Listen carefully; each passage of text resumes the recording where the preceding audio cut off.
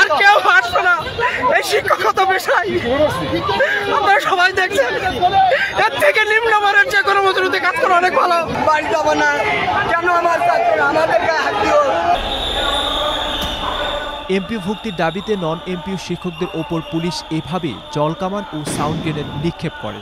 ৯ November বিকেলে আন্দোলনরত শিক্ষকরা মিছিল নিয়ে সচিবালয়ের সামনে যাওয়ার চেষ্টা করলে পুলিশ ব্যারিকেড দিয়ে তাদের আটকে দেয়।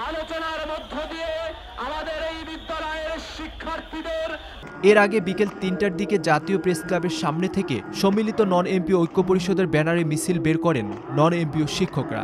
মিছিলটি নিয়ে তারা পুরানাপল্টন মোড় ঘুরে সচিবালয়ের ৫ নম্বর গেটে এসে অবস্থান নেন। এক পর্যায়ে শিক্ষকরা পুলিশের দেওয়া ৩ স্তরের ব্যারিকেড সরিয়ে সচিবালয়ের দিকে যাওয়ার চেষ্টা করলে পুলিশ তাদের আটকে দেয়। সেখানে পুলিশের সঙ্গে শিক্ষকদের ধাক্কাধাক্কির ঘটনা ঘটে। এক পর্যায়ে পুলিশ আন্দোলনকারীদের ওপর জলকামান ও সাউন্ড গ্রেনেড নিক্ষেপ করে।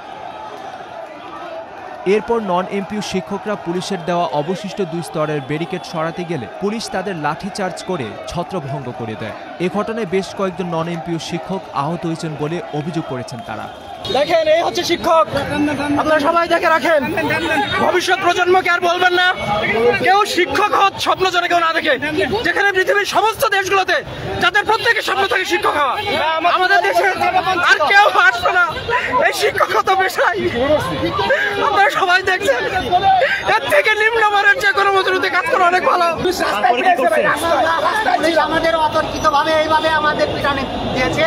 আমাদের শিক্ষক ভাই একজন খুবই গুরুতর অসুস্থ, এখন বাঁচছে কিনা এটাও বলা যাচ্ছে না। বাড়ি যাবো না কেন, আমার আমাদের গায়ে হাত দিও। আমাদের গুলি করলে না, মেরে মেরে দিল না কেন, আমরা মরে যেতে চাই। আমাদের শিক্ষকের ভিতরে অনেকে আহত হয়েছে, অনেকে ঢাকা মেডিকেল পাঠানো হয়েছে। হয়তো বা কেউ নিহত হতে পারে। যদি কেউ নিহত হয় তাহলে এই মাননীয় প্রধান উপদেষ্টা ডক্টর ইউনূস সাহেবের জবাব দেওয়া লাগবে। নন এমপিও শিক্ষা প্রতিষ্ঠান এমপিও ভুক্তির দাবিতে দীর্ঘ ১৮ দিন ধরে আন্দোলন করছেন এসব শিক্ষা প্রতিষ্ঠানের শিক্ষকেরা।